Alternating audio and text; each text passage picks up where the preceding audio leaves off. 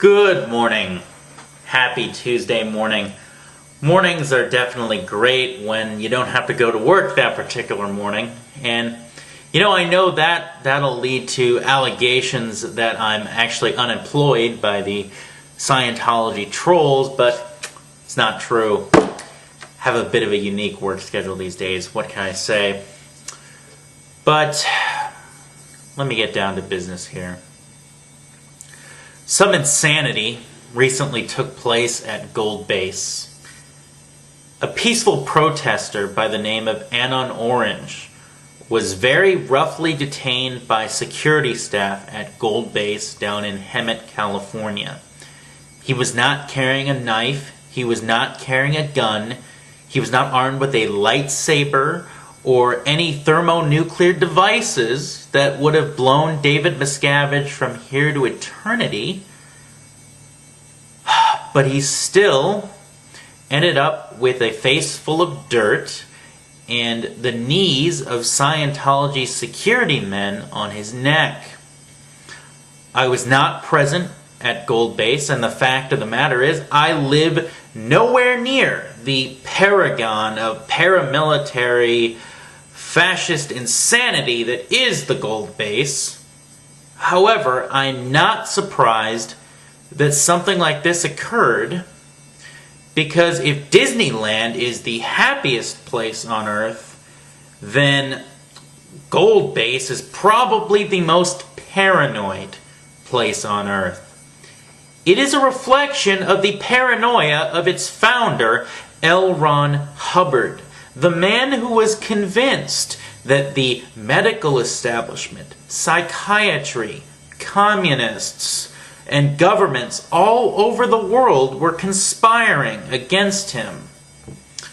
Sorry to get sidetracked here, but Gold Base? It's also called the Int Base at times. You guys have also heard of the Flagland Base. What is up with the military fetish that Scientology has going on? You remember that video where Tom Cruise was saluting David Miscavige as if David Miscavige were his commanding officer or something like that? Let's face it, Hubbard created a science fiction fantasy wherein Scientologists were some sort of elite cadre that is saving this sector of the galaxy from subjugation by the evil psychiatrists, and he was the commanding officer of this elite cadre. He was the commanding officer of the loyal officers, or something like that. The Gold Base is a concrete, real-world reflection of the fantasy that L. Ron Hubbard had in his head. So that's why it's so insane out in the middle of nowhere where the Gold Base is. Was anybody else really creeped out by that crazy organ music, and then couple that with the huge creepy stone building in the background? It's scary. I mean, it'd be comical if it weren't so goddamn sad. But if anything, this incident illustrates why the Church of Scientology is so incredibly dangerous. Forget what I think about the tech. Forget what I think about Dianetics and that it's just a dubious alternative mental health therapy. This is a concrete, real-world illustration of why this is such a malignant institution and why the public needs to be educated about it. Because AnonOrange, to us, he was just a peaceful protester exercising his First Amendment rights that are guaranteed to him under our Constitution. But to Scientology, make no mistake, he is a criminal. He is a dangerous terrorist. Let's make no mistake, we've seen it over and over again. Scientology has put out press releases, they've handed out flyers, they've made DVDs telling their members, it doesn't matter if the public buys it. The public laughs at it. The public laughs at it when Scientology says that they're under siege from a group of international terrorists.